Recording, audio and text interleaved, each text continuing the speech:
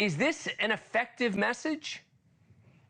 It is, because what you want to do is draw contrast. And what Donald Trump was clearly pointing out is he's making a referendum on the current administration and the failed policies that have been kicking us in the teeth for the last several years. People know they can't afford gas and groceries. They understand crime is spiking in their city streets. They also know there are wars breaking out all over the world. That's what Donald Trump is trying to say. This is what's at stake in this election. Why can't he say it the way you just said it? Right? Why, I mean, you just laid out the argument, right, of the points he wanted to make.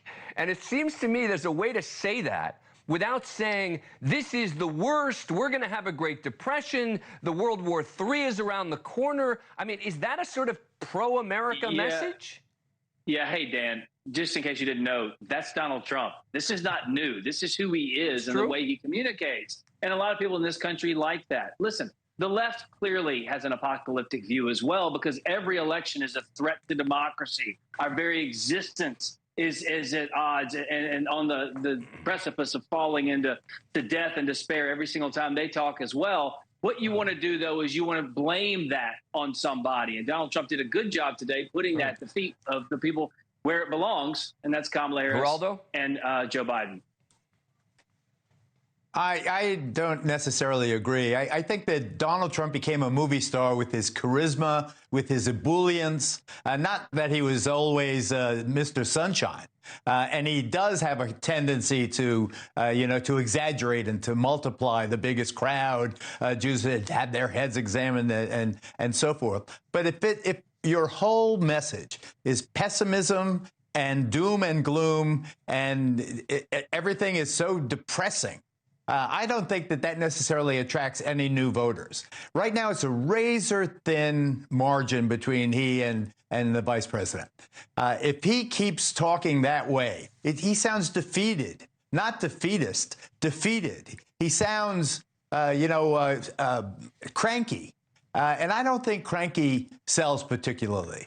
I think that he's got to, yes, give us the bad news, but tell us some of the good stuff also. Well, and Hogan, here's an example, right, is that he was given an opportunity to attack Kamala Harris on her vice president pick, right? He was asked a question about her not picking Josh Shapiro, which is a great argument, right, against her first big decision. She picks the liberal, et cetera.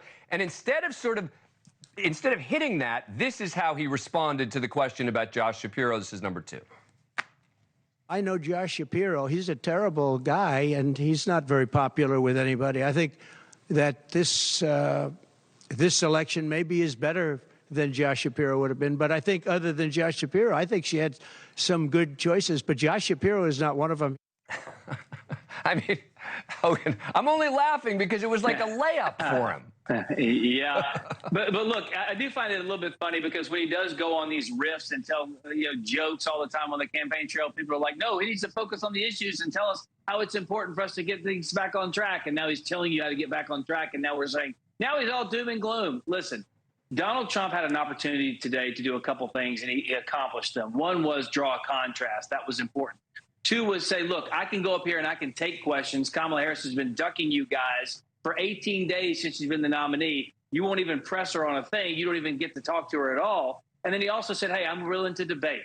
So he accomplished those 3 things. Now we can kind of talk about the way he could message these a little bit differently moving forward. But this is a lot of who he is and what he's all about. This election is going to come down to issues. If he keeps hammering those, he'll be in good shape. And Geraldo, I agree with Hogan on the last 2 issues that he made progress today. I think it was very effective for him to talk about the debate and talk about the fact that he's the only one holding a press conference. But this is how he distinguishes himself, because Hogan's talking about drawing a contrast. This is the kind of language, though, he's using about Kamala Harris and Biden. This is number 6. Kamala, who, by the way, is worse than Biden. And she's actually not as smart, okay? She's actually not as smart. I think she's actually not as smart as he is. I don't think he's very smart either, by the way. I'm not a big fan of his brain, but I think that she's actually not as smart as he is. I mean, again, Geraldo, I don't know how he gets anywhere with this stuff, right? I don't either, and it's just so irritating to me because I know that he is capable of so much more than that. And when you start saying that yours is bigger than Martin Luther King's, I mean, come on. Thanks for watching. Go to joinnn.com to find NewsNation on your screen. And don't forget to click the red subscribe button below to get more of NewsNation's fact-driven, unbiased coverage.